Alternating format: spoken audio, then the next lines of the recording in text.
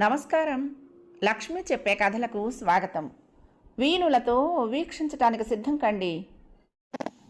ప్రియ సఖులు, ఇప్పుడు మనం ప్రముఖ సీనియర్ రచయిత్రి శ్రీమతి రంగనాయకమ్మ గారు రచించిన ఇదే నా న్యాయం ధారావాహికం నుండి 3వ భాగం వినేద్దామండి. కాలేజీలో చదువు, హాస్టల్ వాతావరణము చాలా కొత్తగా ఉన్నాయి శివకి. శివ పేరు మరుగున పడి శంకరమయ్యాడు. కాలేజీలో ఎంత శ్రద్ధగా విన్నా అర్థం కాని లెక్చర్లు, అది కూడా వినకుండా పిల్లలు చేసే అల్లర్లు శంకరాన్ని అయోమయంలో పడేసేవి. మొదటి సంవత్సరం సగం భాగం అంతా ఆ అయోమయంతోనే గడిచింది. శంకరం తన రూమ్మేట్ రామానికి బాగా సన్నిహితమయ్యాడు. రాము శంకరాన్ని చాలా అభిమానిస్తాడు. ఓసారి శంకరం ఎవరితోనో ఏదో మాట్లాడుతూ ఉంటే పక్క వాళ్ళు నవ్వుకుంటూ మొహమొహాలు చూసుకున్నారు. శంకరం చిన్నపిల్లాడిలా బిక్కమొహం వేశాడు. అతని మాటల్లో పల్లెటూరి పదాలు బాగా దొర్లుతూ ఉంటాయి. ఉచ్చారణలో ఏదో ఆశ కొట్టొచ్చినట్టు ఉంటుంది. అందుకే శంకరం నోరు విప్పటానికే భయపడుతూ తన మానాన తాను కూర్చుని చదువుకుంటూ ఉంటాడు. రామన్ తప్పితే శంకరానికి స్నేహితులు ఎవరూ లేరు. కానీ హాస్టల్లో వాళ్ళందరికీ కాస్త కుస్తో శంకరం తెలుసు. కారణం, శంకరం ఎప్పుడు ఏదో క్లాస్ బుక్, నోట్సు, డిక్షనరీ వెంటేసుకుని తిరుగుతూ వాటితో కుస్తీలు పడుతూ అర్థాలు రాసుకుంటూ కనిపిస్తాడు. ఓ రోజు సాయంత్రం హాస్టల్లో కుర్రాళ్ళంతా ఎప్పటిలా బయటికి పోయారు. పోగా మిగిలిన వాళ్ళు జట్టుగా కూర్చుని కబుర్లు చెప్పుకుంటున్నారు. శంకరం చేతి నిండా పుస్తకాలు తీసుకుని వరండా చివరికి పోతుంటే, ఎవరో ఈ మంచి బాలుడు అన్నారెవరో. పక్కుమన్నారు కుర్రాళ్ళంతా. శంకరానికి కూడా నవ్వొచ్చింది. ముసిముసిగా నవ్వుకుంటూ తల ఉంచుకొని వెళ్ళిపోయాడు. అక్కడ కూర్చుని పుస్తకం అడ్డం పెట్టుకుని చూస్తే గుంపులో బాలకృష్ణ కనిపించాడు. బాలకృష్ణ అక్కడ చేరిన వాళ్ళల్లో చాలామందికి సీనియర్, వయసులో కూడా పెద్దవాడే. ఎప్పుడూ మంచి ఖరీదైన బట్టలతో దర్జాగా ఉంటాడు. జుట్టు మాత్రం బొత్తిగా అతని సింగారంతో సహకరించకుండా ముళ్ళలా ఎదురు తిరుగుతూ ఉంటుంది. అతని బట్టల మీద నుంచి, ఒంటి మీద నుంచి గుప్పుమంటూ సువాసనలు వస్తూ ఉంటాయి. అందరి మీద అధికారం చేస్తున్నట్లు అతను టీవీగా మాట్లాడుతూ ఉంటాడు. బయట వేరే రూమ్లో ఉంటున్నా చాలా తరచుగా హాస్టల్కి వస్తూ ఉంటాడు. అతను వచ్చి రాగానే గురు అంటూ చాలామంది స్టూడెంట్స్ అతని చుట్టూ గుమిగూడతారు. అంతా కలిసి గట్టిగా మాట్లాడుకుంటూ నవ్వుకుంటూ గంటల కొద్దీ నుంచుంటారు. బాలకృష్ణ హాస్టల్లో నుంచి వెళ్ళిపోతే కుర్రాళ్ళంతా నిరుత్సాహంగా తలో మూలకి పోయి కూర్చుంటారు. శంకరానికి కాలేజీ పరిభాష కొంతవరకు వంటపట్టింది. బాలకృష్ణని రింగ్ మాస్టర్ అనుకుంటాడు మనసులో. శంకర్, నిన్నే వాళ్ళ బాలకృష్ణకు పరిచయం చేస్తాను రావోయ్ అంటూ వచ్చాడు రాము. శంకరానికి ఎంతో సిగ్గేసింది. లేచి నుంచున్నాడు. అంతలోనే బాలకృష్ణే ముఠానంతా వెంటేసుకుని వరండా చివరికి రానే వచ్చాడు. శంకరం కేసి నవ్వుతూ చూస్తూ, భయ్యా, నువ్వు చాలా మంచి బాలుళ్ళ కనిపిస్తున్నావోయ్ అన్నాడు. కుర్రాళ్ళు చాలామంది శంకరాన్ని పొగుడుతూ బాలకృష్ణకు చెప్పారు. శంకరం 24 గంటలు చదువుతూనే ఉంటారండి. మీల్స్కి వెళ్తున్నప్పుడు కూడా పుస్తకం వెంట పెట్టుకునే వస్తాడు అన్నారు. బాలకృష్ణ శంకరం మొహంలోకి నిస్సంకోచంగా చూస్తూ, నువ్వింకా ఫస్ట్ ఇయరే కదటోయ్, చదవటానికి చాలా కాలం ఉంది, మరీ అంత కష్టపడిపోకు, ఇదేం హై స్కూల్ అనుకున్నావా అంటూ నవ్వాడు. శంకరం ఏమీ మాట్లాడలేదు. అందరిలాగే నవ్వుతూ బెదురు అణుచుకుంటూ నుంచున్నాడు. బాలకృష్ణ మిగతా వాళ్లతో ఏవేవో మాట్లాడి కాసేపటికి వెళ్ళిపోయాడు. తర్వాత కూడా బాలకృష్ణ అంటే శంకరానికి ఏం సదభిప్రాయం కలగలేదు. బాలకృష్ణ తానొక్కడే చాలా గొప్పవాడైనట్లు, భూమి మీద 2 అంగుళాల ఎత్తు మాత్రం ఉన్న మరుగుజ్జు మనిషితో మాట్లాడుతున్నట్టు తన హోదా వలకబోస్తూ ఎదుటి వాళ్ళతో మాట్లాడతాడు. సాధ్యమైనంత వరకు అతని కంట పడకుండా ఉండటమే శంకరానికి ఇష్టం.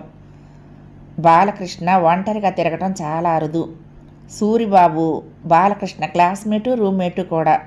సూరిబాబు బాలకృష్ణకు కుడి భుజం. సూరిబాబుని ఎప్పుడు చూసినా రత్తాల తమ్ముడు అప్పారావే కళ్ళల్లో మెదులుతాడు శంకరానికి. ఎందుకో సూరిబాబు అంటే శంకరానికి నచ్చదు. వాళ్ళిద్దరి గురించి రామం కూడా కొంచెం అయిష్టంగా మాట్లాడాడు ఒకసారి. మొత్తంగా కాలేజీలో వాళ్ళిద్దరికీ మంచి పేరు కన్నా చెడ్డ పేరే ఎక్కువ అన్నాడు. శంకరం తెల్లబోయి, నువ్వు కూడా వాళ్ళతో అంత బాగా మాట్లాడతావుగా అంటూ ధర్మ సందేహం వెలిబుచ్చాడు. బాగుందో ఈ మంచం మనకెందుకు, అందరిలా మనము చూసి చూడనట్టు ఉండాలి, ప్రతివాడితోనూ సాధ్యమైనంత వరకు స్నేహంగానే ఉండాలి అన్నాడు రాము. మొదటి సంవత్సరం శంకరానికి మంచి మార్కులు వచ్చాయి. బాలకృష్ణ కూడా అభినందిస్తూ ఉంటే శంకరానికి సంతోషం కలిగింది.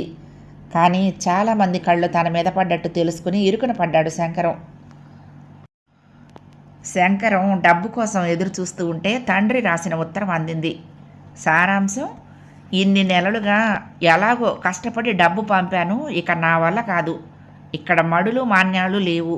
గొప్ప గొప్ప వాళ్ళకి చదువులు కానీ మనలాంటి వాళ్లకు కాదు. 4 ఎకరాల కొండ్ర దున్నుకోమని ఆదిలోనే చెప్పాను, వినకుండా బయలుదేరావు. చదువుకుంటావో ఏం చేస్తావో నాకు తెలీదు. ఉత్తరం మొదట శంకరానికి ఆశ్చర్యం కలిగించింది. క్రమంగా అయోమయంలో పడేసింది. విపరీతమైన దుఃఖం వచ్చింది. అది అప్పారావు చేత రాయించిన ఉత్తరం. అప్పారావు మాట్లాడే మాటలు చాలా ఉన్నాయి అందులో. రత్తాలు అప్పారావు కలిసి తన తండ్రికి బోధించి రాయించినట్లున్నారు. ఉత్తరం మడిచి చేతిలో ఉంచుకుని అలాగే కూర్చున్నాడు శంకరం. రామం రూములోకి వచ్చి బట్టలు మార్చుకుంటూ, ఉత్తరం ఎక్కడి నుంచి? మీ ఊరు నుంచా అన్నాడు. శంకరం బేలగా చూశాడు. చదువు అంటూ ఉత్తరం అందించాడు. మీ నాన్నగారు రాశారా? దుఃఖంలో మాట పెగలక తల ఊపాడు శంకరం. శంకరం తన విషయాలేవి రామానికి చెప్పకపోయినా ఆ ఉత్తరంతో శంకరం స్థితిగతులన్నీ తెలిసిపోయినట్లయ్యాయి. ఇద్దరూ చాలాసేపు మౌనంగా కూర్చున్నారు. మరేం చేద్దామనుకుంటున్నావు అడగలేక అడిగాడు రామం. శంకరానికి నోరు పెగల్లేదు, జవాబు చెప్పలేదు, రెట్టించలేదు రామం. శంకరం మీల్స్కి పోకుండా పడుకోబోతూ ఉంటే రామం చెయ్యి పట్టి లాక్కుని తీసుకువెళ్ళాడు. రూములోకి వచ్చి ఎవరూ పుస్తకాలు ముట్టకుండా కూర్చున్నారు. వార్డెన్ వచ్చి వెళ్ళగానే లైట్ అర్పి పడుకున్నారు. తెల్లవారులు ఇద్దరికీ ఏమంత నిద్ర పట్టలేదు. బాగా చీకటితో రామం లేచి కూర్చున్నాడు.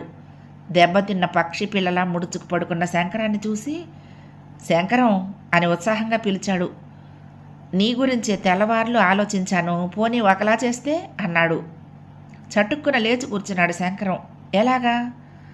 రామం లైటు వేసి శంకరం పక్కన కూర్చుంటూ, నీ సంగతి బాలకృష్ణతో చెప్తే అన్నాడు.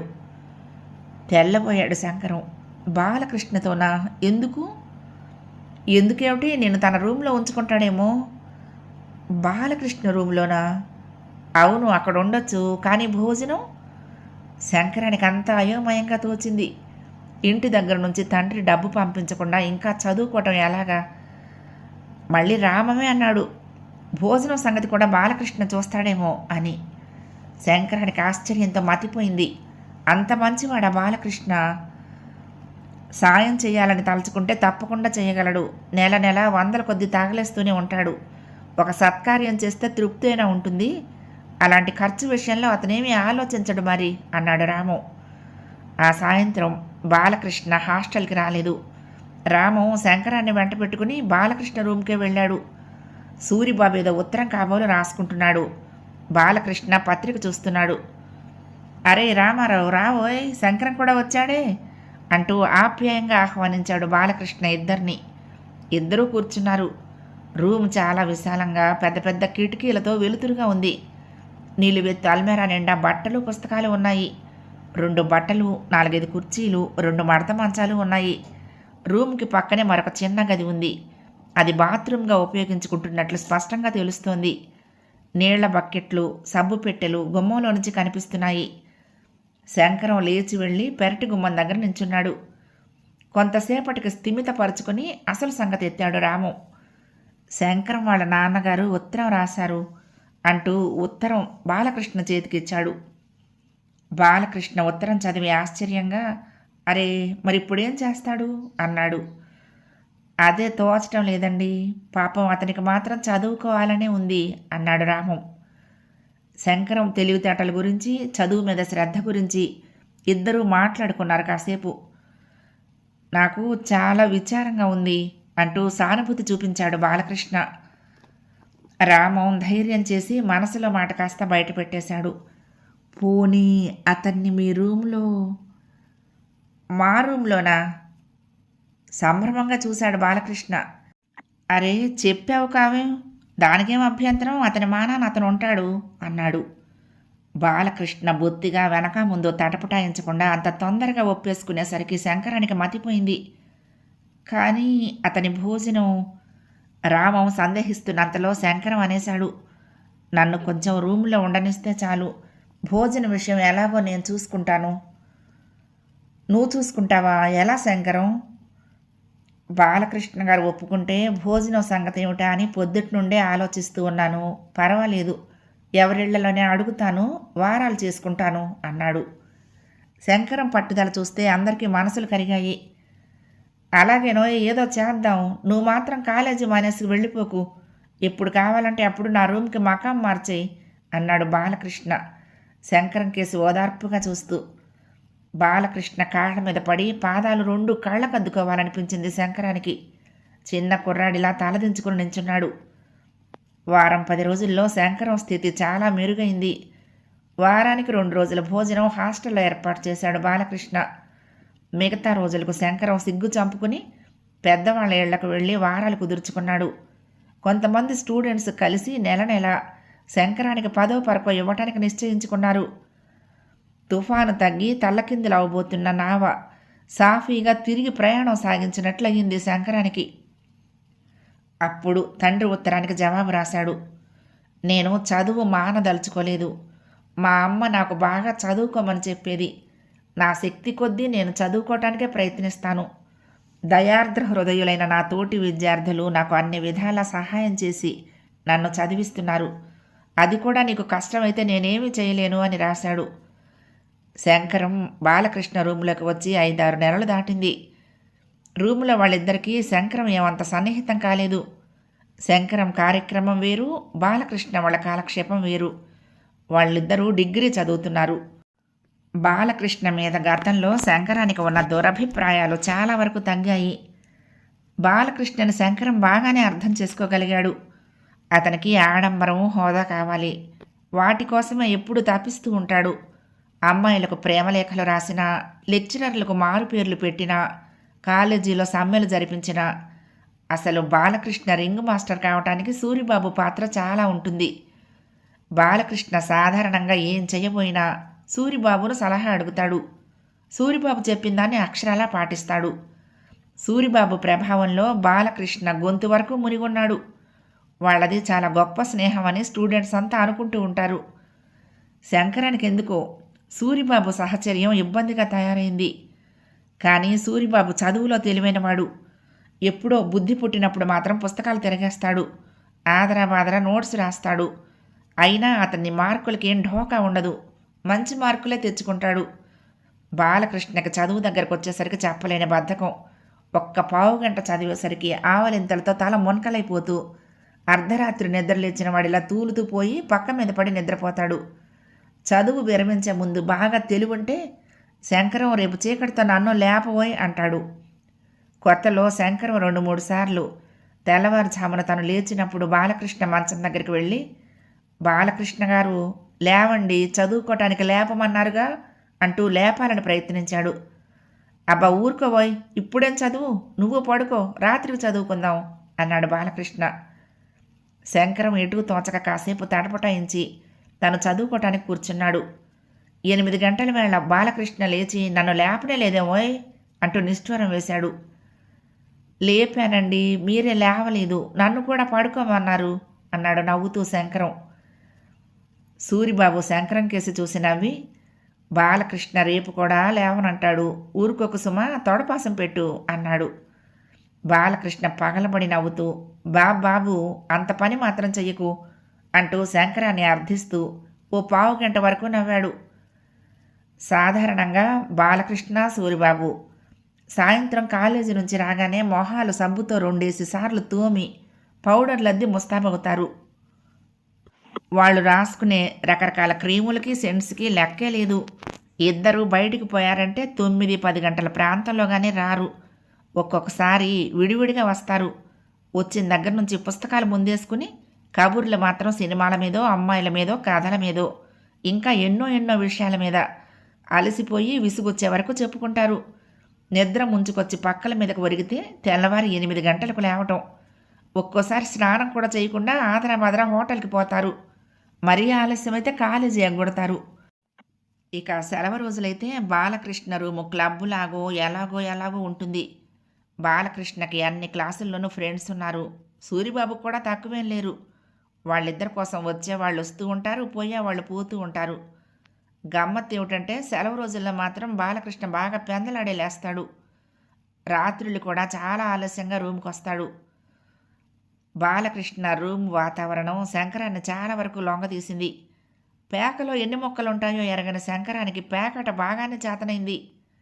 బాలకృష్ణ కూడా శంకరంతో పేకాడటం ఇష్టం.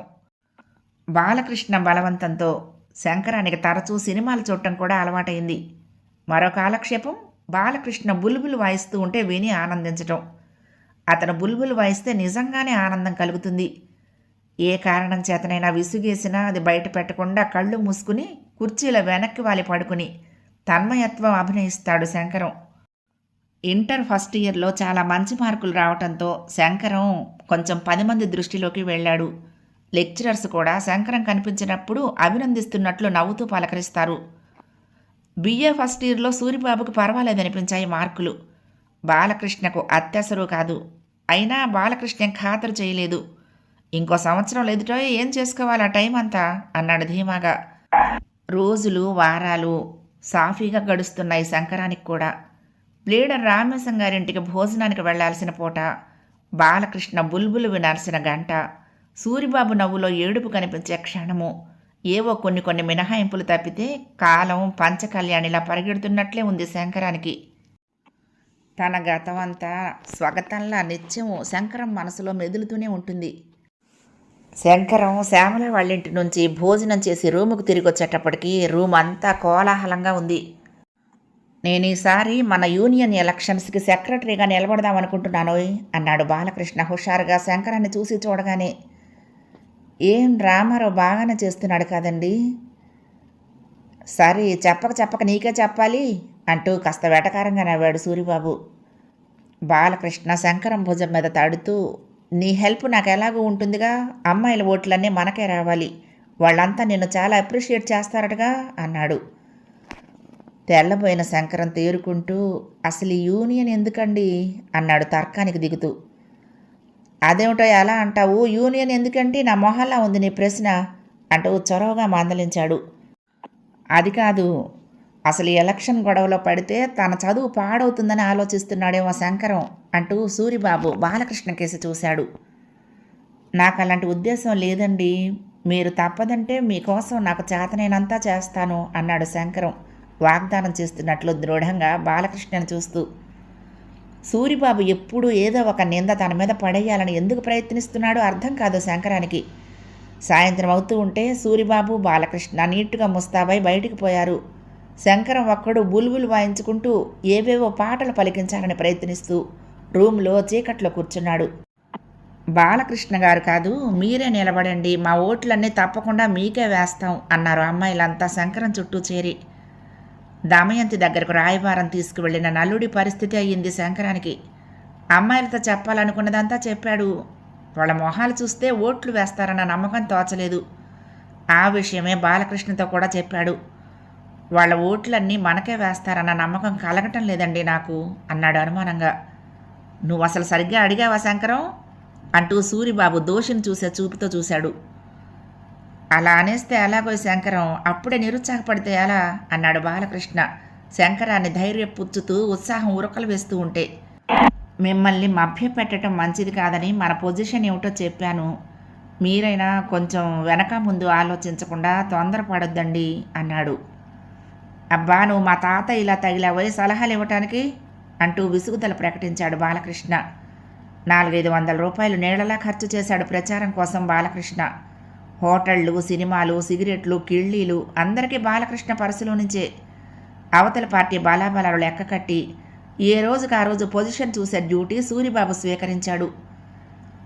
బాలకృష్ణ ఫ్రెండ్స్ అంతా బాలకృష్ణ తరపునే పనిచేశారు. అవతల పార్టీ కూడా బాలకృష్ణ పార్టీకి తీసిపోలేదు. పైగా స్టూడెంట్స్లో చాలామందికి రామారావు మీద సదభిప్రాయం ఉంది, బాలకృష్ణ మీద దురభిప్రాయము ఉంది. ఈ వారం 10 రోజులు అట్టుడికినట్టు ఉడికిపోయింది కాలేజీ. ఒక్క క్లాసు జరగలేదు. జరిగినా వినటానికి స్టూడెంట్స్ లేరు. ఎలక్షన్స్ హడావిడి చల్లారింది. బాలకృష్ణ నెగ్గలేదు. రిజల్ట్స్ వినటానికే భయం వేసింది శంకరానికి. బాలకృష్ణ మొహం చూస్తే పుట్టెడు జాలేసింది. ఎప్పుడూ ఇంత ఇన్సల్ట్ ఫీల్ అవ్వలేదు బాలకృష్ణ. ఏదో ఆపద వచ్చి పడ్డట్టు దించిన తల ఎత్తకుండా కూర్చున్నాడు రూమ్లో. ఒక్కడూ అతని ఛాయలకు చేరలేదు. ఎందుకండి అంత బాధపడతారు? ఇంత చిన్న ఎన్నికల్లో నెగ్గటంలో ఓడటంలో ఏముంది చెప్పండి? ఇవేం జీవిత సమస్యలా? పోటీ అన్న తర్వాత ఎవరో ఒకరు నెగ్గటం ఓడటం ఉంటాయి కదా అన్నాడు అనునయిస్తూ. అందుకని ఆ ఓడటం ఏదో నేనే అయితే బాగుంటుందంటావా? తల తిప్పి హఠాత్తుగా అన్నాడు బాలకృష్ణ. అది కాదండి, మీరు దిగులు పడకుండా ముందు తన ధైర్యం తెచ్చుకున్నాడు. శంకరం, నువ్వేమైనా అనుకోగానే సిన్సియర్ ఫ్రెండ్ ఎవడైనా సరే తన ఫ్రెండ్ కష్ట సుఖాలు తనవిగానే భావిస్తాడు. అతని బాధ అర్థం చేసుకోవాలని ప్రయత్నిస్తాడు. అంతేగాని మాటలు పూర్తి చేయకుండా సగంలో ఊరుకున్నాడు. సూరిబాబు మాట్లాడిన వ్యంగ్యం శంకరానికి బాగానే అర్థమైంది. అభిమానంతో మనసు ఉద్రేకపడింది. నేను సిన్సియర్ ఫ్రెండ్ను కాదని మీరే కాదు ఎవరన్నా కేర్ చేయను. అది బాలకృష్ణ గారికి తెలుసు, నాకు తెలుసు. అతని మంచి చెడ్డలు నావిగా భావించబట్టే మొదటి నుంచి ఈ గొడవల్లోకి దిగొద్దని ఎంతో చెప్పాను. మనం నెగ్గేస్తామంటూ ఆయన నేనేం మభ్యపెట్టలేదు. మీరు కూడా ఆయన్ని కాస్త హెచ్చరించి ఉంటే తప్పకుండా మీ మాట వినేవారు. ఇవాళ ఈ పరిస్థితి వచ్చేది కాదు. ఎన్నడూ లేని సాహసంతో గబగబా అనేశాడు శంకరం. అంటే బాలకృష్ణను పాడు చేసింది నేనా? నా గురించేనా బాలకృష్ణకు తెలియంది? చూడవే బాలకృష్ణ, నీ ఫ్రెండ్ కబుర్లు. అందుకేనా ఎవరో ఒకరు ఓడిపోవాలి కానీ నచ్చ చెప్తున్నాడు. సాధ్యమైనంత వెటకారంగా అన్నాడు సూరిబాబు.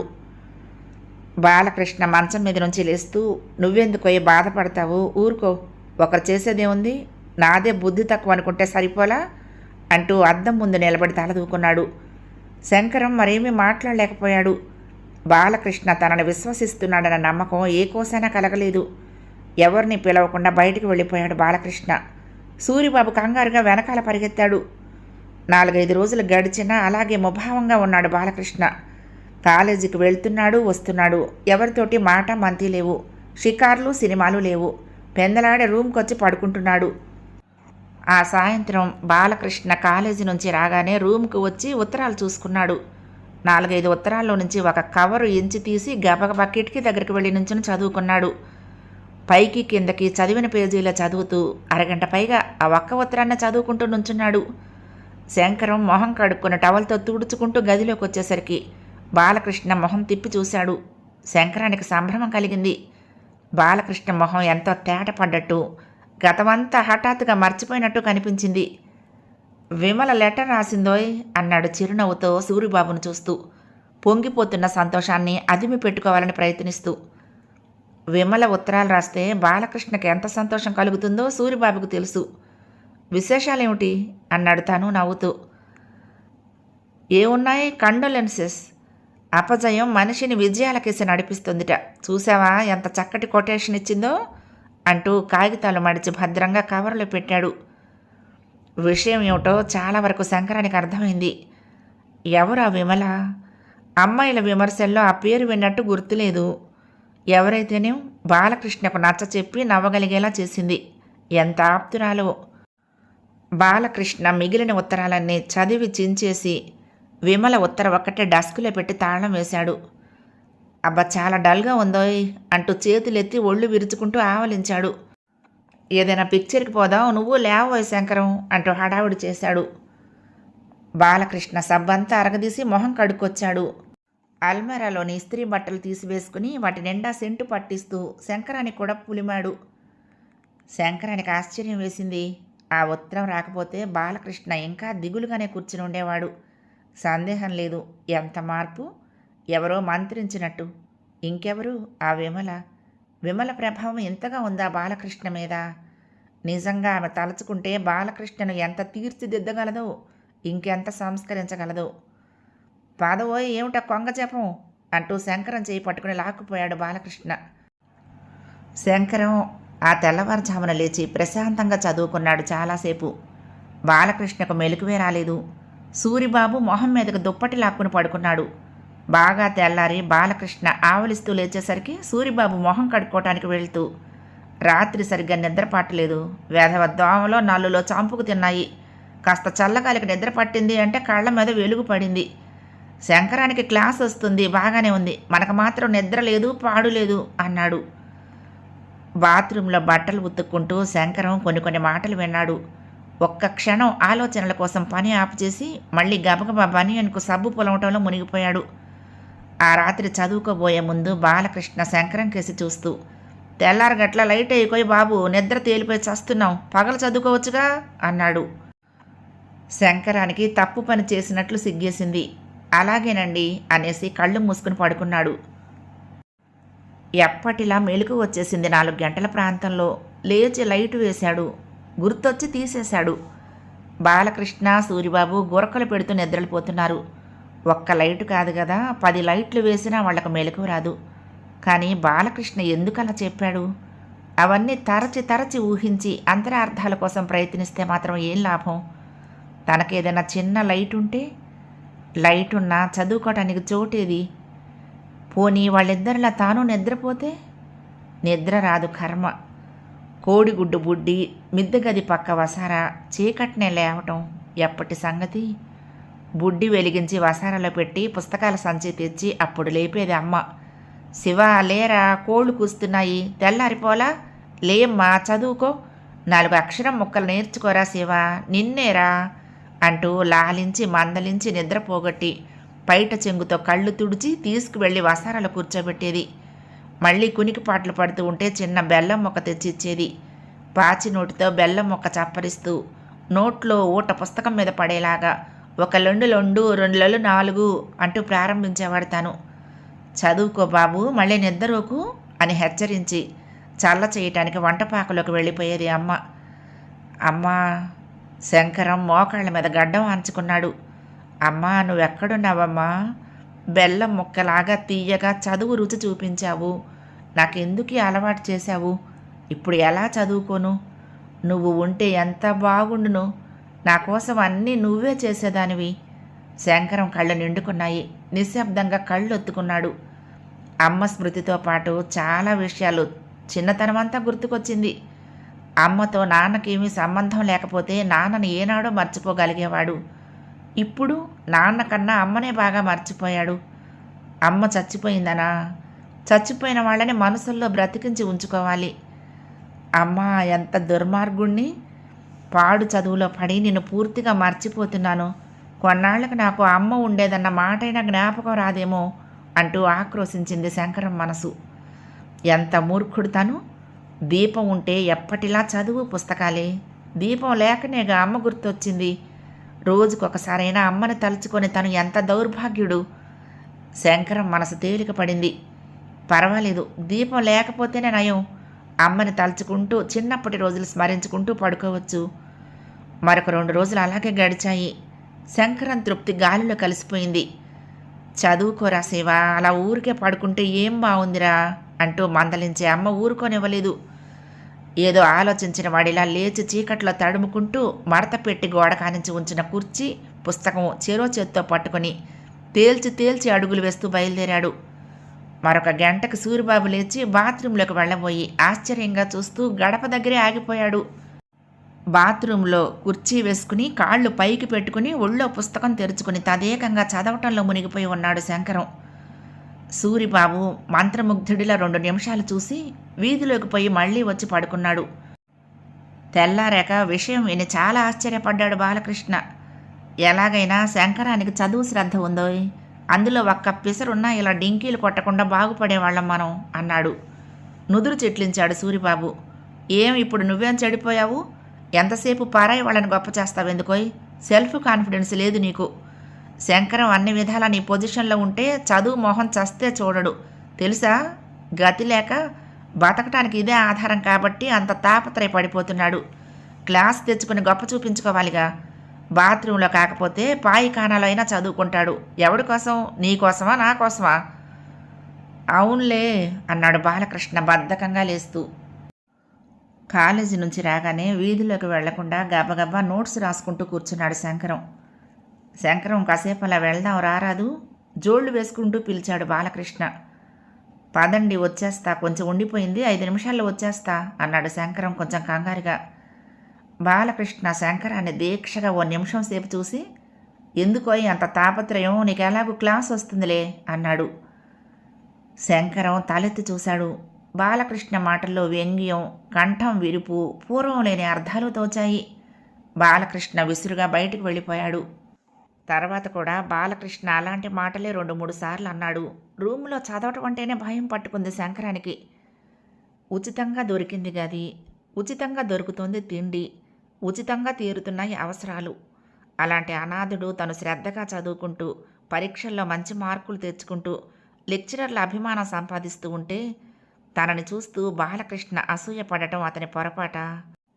బాలకృష్ణ ప్రవర్తనలో మాటల్లో మార్పు గుర్తించి కూడా అభిమానరహితంగా తిరుగుతున్న శంకరానికి ఆ రోజు మహా గడ్డు రోజయింది. శంకరం బయట మొహం కడుక్కుంటున్నాడు. శంకరానికి చెప్పావా అంటున్నాడు బాలకృష్ణ. లేదు సూరిబాబు సమాధానం. చెప్పేవో ఎందుక సంకోచం, ఇందులో కాని మాటే ఉంది, నేను చెప్పమన్నానని చెప్పు.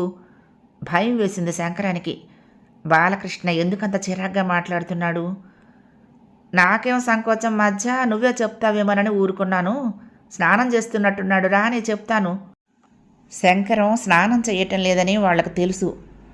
తమ సంభాషణ నిక్షేపంగా వినపడుతుందని కూడా తెలుసు. వాళ్ళేం చెప్పాలనుకుంటున్నారో శంకరానికి తెలియదు.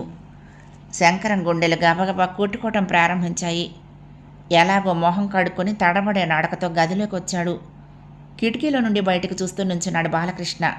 అల్మరా తీసి ఇస్త్రీ బట్టలు సెలెక్ట్ చేసుకుంటున్నాడు సూరిబాబు. ఆ నిశ్శబ్దాన్ని భరించలేకపోయాడు శంకరం.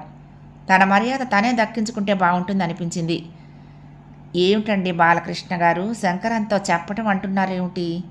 సాధ్యమైనంత సహజంగా అడగాలని ప్రయత్నించాడు. కాసేపు ఇద్దరిలో ఎవరూ మాట్లాడలేదు. సూరిబాబు చెప్తాడని బాలకృష్ణ చెప్తాడని సూరిబాబు అనుకున్నారు. బాలకృష్ణ నిన్నే నీకు చెప్పమన్నాడు, మర్చిపోయా. ప్రసాద్ కూడా ఇక్కడికే చదువుకోవటానికి వస్తానన్నాడు. అతను మా క్లాసే కదా, కలిసి చదువుకోవటానికి బాగుంటుందని బాలకృష్ణ తప్పకుండా రమ్మన్నాడు. ఇవాటి నుంచి వస్తాడనుకుంటాను. అన్నట్టు మొరారు కూడా వస్తానన్నాడు కదా బాలకృష్ణ అంటూ బాలకృష్ణ కేసు చూశాడు సూరిబాబు.